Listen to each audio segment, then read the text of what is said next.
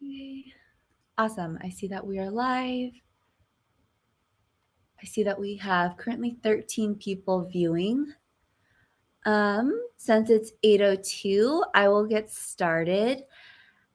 Good morning, everyone, and welcome to our first ever multi-specialty career virtual summit. We're so glad you could join us today for this inaugural event. As you all know, ACOG, AOA, IDSA, Endocrine Society, and Healthy Careers have all come together to create the summit. We have assembled a standing lineup of industry experts and thought leaders who will share their knowledge and insights to help you set yourself up for success in your medical career. Before we get started, I want to say a special note from our top sponsor. RWJ Barnabas Health is a proud sponsor of today's multi-specialty career virtual summit. RWJ is dedicated to shaping the future of healthcare and providing the best-in-class patient care at all of their hospitals. Come discover exciting career opportunities with New Jersey's leading healthcare system. They are here today, so make sure to stop by their booth to learn more about their organization and opportunities.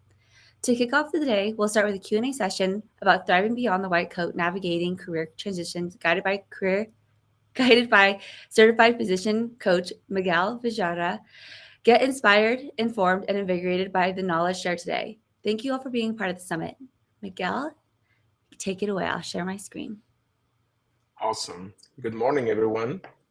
I'm very excited of being here today with you, sharing some pearls of wisdom that I have learned over my career in internal medicine. First, I want to tell you a little bit about my background story. I'm a internal medicine by training. I'm board certified. I'm a fellow of American College of Physicians, and also I'm a fellow of the Society of Hospital Medicine. And I have held different leadership roles among my career as hospital medicine. I get into telemedicine over the past few years, mostly coincidental with COVID. So I do also have some telemedicine work besides my clinical work in the hospital. And a few years ago, I decided to start, as far as my leadership role, to start mentoring physicians. And I saw an opportunity to build a business as a doctor's journey. So I became a certified physician life coach, and I'm also a positive intelligence coach. And I offer career advice to physicians that are interested into making a change or a pivot on their career. Among the audience today, we're going to have different from physicians, early, mid, late stage career, also residents and fellows. So you're all welcome to this event. Today, rather than a formal presentation, even though we do have some information to share if needed, I'm more here to try to answer any questions you might have. From my standpoint, I can tell you that first and foremost, life is in the transition. We all go through different changes, either from medical school, residency, fellowship, or life as an attendant. Whatever the settings we're working at, either private practice, community hospitals, academic, and so on and so forth. And one of the things that I have learned over the course of my career is that having a framework that can help us gain the clarity of what is going to be the best next step for us. It's very useful when you get to sit on a table, either to discuss with a potential employee or you're just getting your feet wet into a potential career change. I have done multiple presentations about this topic. I'm also very passionate about physician well-being. I started my career as a burnout coach, and I offer career advice also to physicians dealing with moral injury and also, unfortunately, burnout. And this is something that I always bring to the table, no matter what the topic is, that we need to take care of ourselves, and burnout is real and we struggle with it. We might not eradicate it, but we might be able to manage. And I truly believe that physicians that are empowered and interested in getting into leadership position and drive a change within our healthcare system, that's how we're going to change and shape the future of our healthcare system 2.0. So that's the message I have for you today. It's going to be a very special day. We have a lot of interesting activities. I know more about a doctor's journey, which is my website, and I have multiple resources available on my booth that you can check along with this event. And we have an amazing panel that will be coming later that we strongly encourage you to attend and assist, because you're going to gain a lot of clarity from physicians that are also going through the journey and the path of building their career in medicine, and they're going to share their insights I truly believe in the power of storytelling. Like by telling the story, you can get insights that you can apply and shape your life and your career in general. Burnout myself, and I struggled with it for a long time, and through a lot of hard work, and that's how I came across coaching. I was able to kind of gain what I describe as independent rather than freedom. I would call it flexibility.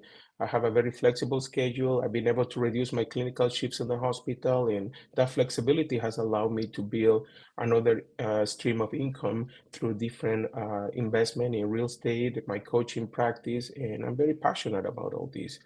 So I'm here to serve you though, and therefore I want you to make any specific questions you might have about either career change or what your next step might be looking at.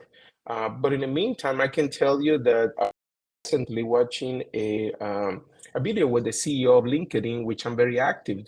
And instead of focusing on what career you're going to choose next, he was focusing on the fact that in the future, the focus in career development is more about the talents. What are the talents and the skill set that you need to build? And it's quite fascinating because you might feel medicine is like we know we go through medical school, we have all this knowledge, all this training, we're amazing at our craft, but definitely we are not exempt from the fact that we need to develop some talents. I was mentioning the telemedicine part. I'm getting into telemedicine more, and there's skill sets that you need to develop, be more confident in the way you communicate in a virtual environment, remotely, and so on and so forth. So there are a few skills that I would strongly suggest anyone to develop, no matter what your career you're choosing to go through. One of them is adaptability.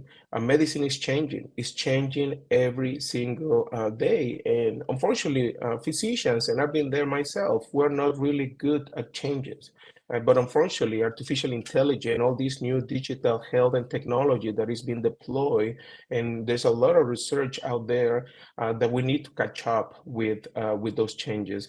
The second skills that I will say is quite important for any physicians is the communication skills. And I'm not talking about communicating to your patients, of course, that also, but definitely also build skills about communications when you're sitting at the table, when you're discussing either your contract, you're going through a negotiation process, and things of that nature. So there are multiple courses and resources that we can discuss among these particular talents that any physician should be interested in developing, mostly those in early career stages.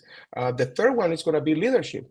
I believe that you don't need to be the CEO of the hospital to develop your leadership skills. You can do it anyway, anywhere, in whatever way your path of choosing career is. And I think that this is part of the path of any physician. I was recently going over great CEO of a company. And of course, leadership was one of the top skills. And I believe that we are all, any physician has the skill set to be successful in any career that they decide to go through. I can tell you and share with you amazing stories for different physicians that have decided to continue practicing or building businesses inside and even outside of medicine. And definitely, I think we have the leverage of the knowledge as far as we have the interest on developing any missing gaps on our knowledge. The last thing I would say is problem solving, and this is something we need to focus on. In the art of compromise, when you're sitting on a table and negotiate your contract, those are things and skills and nuances that we don't get in residency, we don't get in fellowship, we don't get in medical school for the most part. I think more new programs are integrating part of some of it. I was just mentioning technology. There are some new medical school of medicine that are implementing a lot of technology into their training, but I think there's still a gap that we'll need to close for any physicians that want to be successful in the future healthcare system that is being shaped by technology and all these new changes. So if there is any questions that you might have, please just, you should be open to put it in the comment chat box, so that way we can share with you some information. Do you want to present this?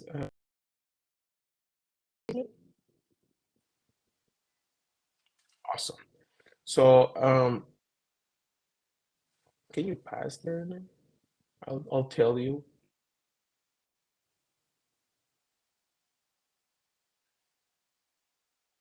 Next one. There we stop. So as I was mentioning, burnout is real. 1 in 2 physicians are burnout, and if any of you, and I know that this doesn't apply only to practicing physicians, also it applies to residents and fellows. And this is something we need to pay attention to our well-being. And the second thing is 2 in 3 nurses have burnout. 33% of physicians are planning to quit their job in the next 2 to 3 years. 55% are planning on going part-time. I've been there myself back in 2017. I was a medical director for a large hospitalist group. I got burnout in the process. I was very passionate. I had the best intention, but one of the things that I learned was that I didn't have the time. And when we go through residency and fellowship with some to even gain the clarity about what is the path that align with the values we have. And one of the things I was ignoring at the time was my family. And I know that when I reflect back into the path I chose at the time was that by ignoring that part of my life, it was the driver of a lot of dissatisfaction, even though I was so successful by my standards professionally. That's what took me to the sideway of going back to just clinical medicine at first, and decided to, instead of going to a corporate path, instead of that, start to empowering physicians through coaching, which is what I do now, and I'm so excited and passionate about. One of the things that we cannot ignore is the fact that among healthcare workers, suicide rate is so high. 400 physicians we're losing every year, and 700 nurses. So this is something that definitely we truly cannot ignore. So my message to anyone that feels they struggle with any issues is try to seek help. Help is available. It's just that sometimes we ignore or we see it as a sign of weakness. And I saw it as such for a long time. Therefore, I neglected all these issues I was having. And until I get to a boiling point or even a breaking point is when I finally decided to get some help. And again, that's the point in my life where I pivot and decided to get into coaching. And that's one of the reasons why I'm so passionate about this topic. Can you get to the next slide? Keep going. Keep going. There you go. Go to the Okay, so I'm going to share with you, sometimes one of the things that is important when we're talking about changing on our careers is, as I was mentioning, the clarity, but the only way to get clarity is through awareness, to be aware of what our blind spots are. And sometimes, once again, we don't spend that much time to go over what that might be. And I'm going to share with you, this is some of the most common cognitive distortions I see physicians, residents struggling with. And sometimes those cognitive distortion we need to work on to overcome those limited beliefs, and you can get the path that you want and find a more successful and I would say enjoyable career in medicine. The first one, precisely going back to burnout, is the fallacy of the patient comes first. That's the way we were trained, right? We're passionate about taking care of our patient. We love our patient. We're advocates of them. But unfortunately, we need to take care of ourselves, otherwise we won't be able to take care of others. We also have the perfectionism, that physician persona. Everything needs to check all the boxes before we make any decision on our life. That usually leads to analysis paralysis. Stop a lot of physicians that might be struggling with burnout and any other issues to even decide to make that first step toward a meaningful change. We need to battle our self-criticism. We have the imposter syndrome. Sometimes we don't feel we're enough for whatever we're deciding to do next. We have money scarcity. There is always a criticism of the W-2 employees that are rooted into their salary and they don't decide to make or take risk. We're so risk averse. And that's something I see a lot among physicians. And finally, the arrival fallacy, which is the one I want to describe next. In my career, as I was going through different changes from a physician, I was a hospitalist director for a small group of 7. Then I went to a larger healthcare system. At some point, I was leading a team of about 50 physicians and around 30 nurse practitioners. So that was a quite huge amount of time to manage all these physicians and nurse practitioners. And I was checking all my boxes as far as my career path and my success in my profession. But unfortunately, my quality of life was going in the opposite direction. And I ignored it for a long time. And is that idea that once we get to from point A, from B, I'm going to be happy, or from point B to C, I'm going to be happy, and so on and so forth. But that never happened because we need to bring again this level of awareness of what your top priorities are in life, and that usually give you that insight of what to do next. So we have a question right now. Is from Greg. He is an infectious disease fellow, and he has suffered from burnout during internal medicine residency in the midst of COVID. Um, and he's been slowly recuperating from this time in medicine, and he's appreciating the message I'm spreading. And I'm gonna tell you, Greg, well, first, thank you for having the courage to share your story. And I can tell you without knowing you that I'm very proud of you to have this first step, or at least acknowledge that there is a problem. Because believe me, there's a lot of physicians that are, I would call it, they're suffering in silence, basically, because they know there's something wrong, and yet they fail to take any action or even to acknowledge that something is going on.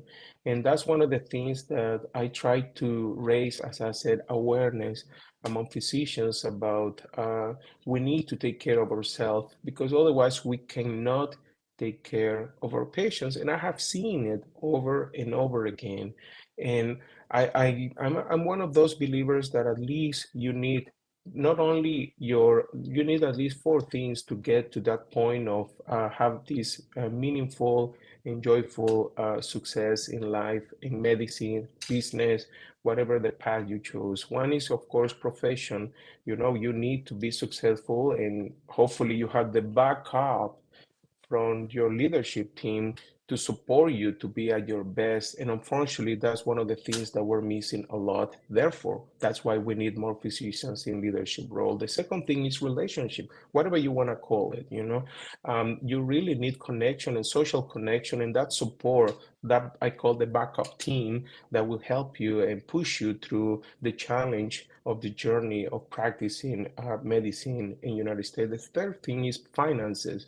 I always bring the message of try to take care of your finances. Unfortunately, physicians are the typical target for a lot of schemes that expose them to not the best financial decisions for their life. So I always encourage physicians either learn as I did, or get good advice about how to manage your finances. And we also need time for ourselves. Our solo time is quite important. Time to reflect, time to recharge. I'm a true believer that we need to our physical, but also our emotional health and your level of energy. Your level of energy is through the day. Those fluctuates over time, but unfortunately, when we're always with running with our batteries at the low level, that compound over time and takes a toll on our mind and bodies. Can you get to the next slide? I'll tell you. Keep going. Keep going. Okay. Just um, I am, I would say, very obsessed with building frameworks that that you can deploy into your life and your career. And one of the things when I was doing leadership in hospital medicine actively, and I still consider myself a leader. I'm leading a few quality improvement projects. I did a lot of quality improvement research to reduce readmission in the hospital, and I was able to publish some of these papers and even present in some of the summit of the Society of Hospital Medicine. But the point in case is that you can use some of these frameworks and try to bring them into our life. One of the things that I think physicians sometimes we're not good at is to build a good, efficient workflow that can allow us to be efficient with our time management. And I think that is one of the things that technology I see clearly is coming soon to help us shape and make us more efficient. As far as my increasing network, um, through my coaching business, through a doctor's journey, I've been able to meet CEOs of different new healthcare startups. And I can tell you, there's a lot of artificial intelligence driven applications that are in the pipeline and will come and soon will be available to improve our workflow, including scribes features, automatic billing features, and things of that nature that we'll see when it will be available for most physicians, like the frontline providers. But I can tell you that I've been able to test some of this new technology, and the results are quite impressive. And what I like about this movement is the following. A lot of these new healthcare startups are coming from physicians, are physicians coming up with ideas, connecting with the right people, and building these new products. So I'm very excited to support these efforts, to the extent that I've become an advisor of a couple of healthcare startups that are working on similar projects to kind of make us more efficient on our daily practice. And definitely, I think that those are few things that by at least stopping us from spending that much time sitting on a computer making dictation, typing, and so on and so forth, I think we have at least more time to spend with our patient, which is what we love the most. Can you get to the other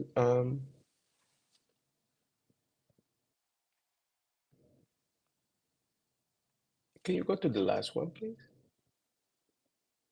All right.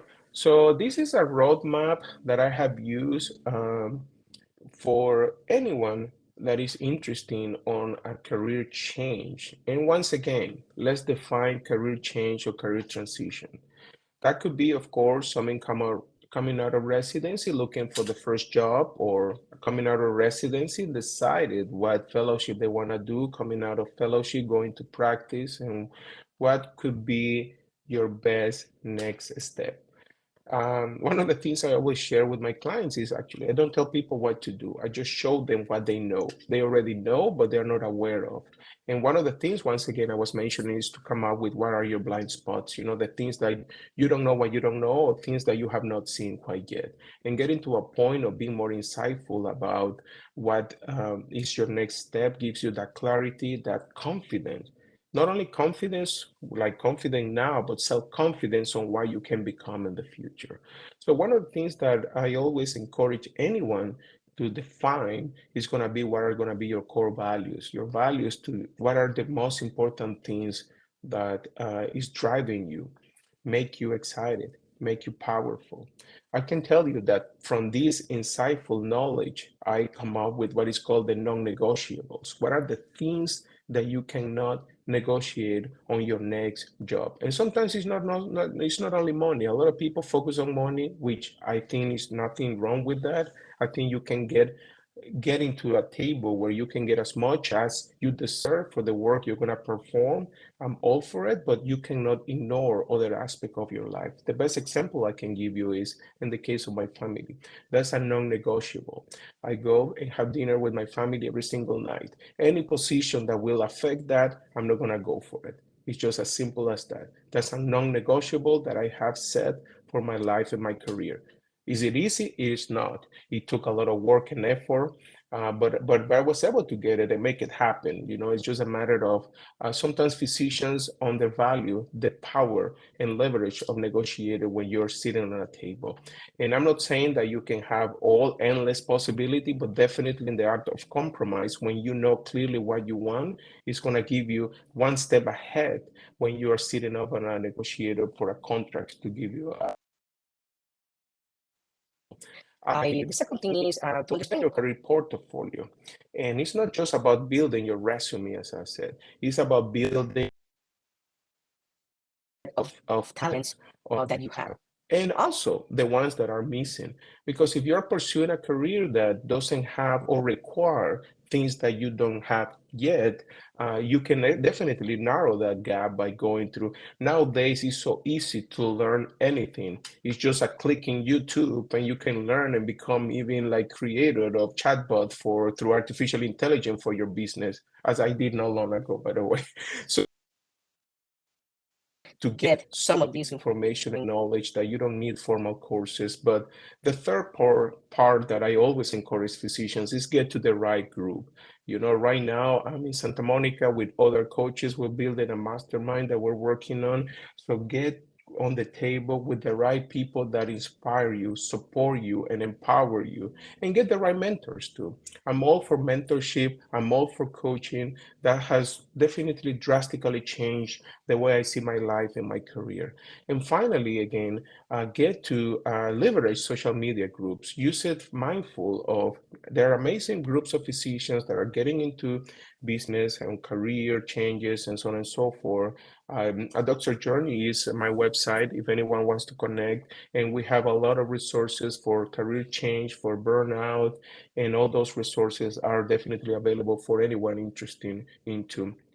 And by the way, I want to make an announcement that for those that attend this event that we're hosting right now, the panel that is coming later, and they can at least connect on my virtual booth where my assistant is going to be answering any question you guys might have. We're going to do a giveaway of 2 tickets for, I'm currently enrolling on my coaching program. I have 2 offerings. One is the one-to-one, is my VIP offering directly with me, and I have another one that is a small group coaching through Positive Intelligence. And those 2 offerings are separate, and you can check it on my website. But we're giving away one of each for those that are attending this event, just for being here, and just for and the reason we're doing this is that, again, that's part of my value, my mission, to spread the word about physician well-being and be able to empower physicians more, those that are coming out of residency. You are at the perfect stop to shape a career that is going to be meaningful and create a huge impact in the world and medicine in general.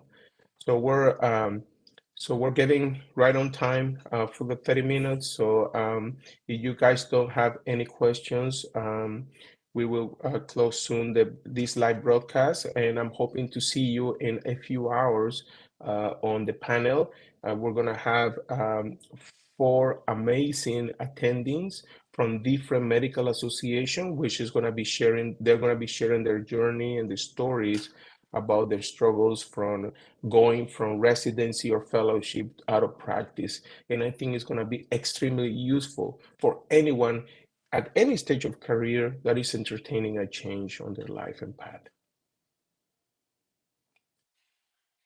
Thank you very much.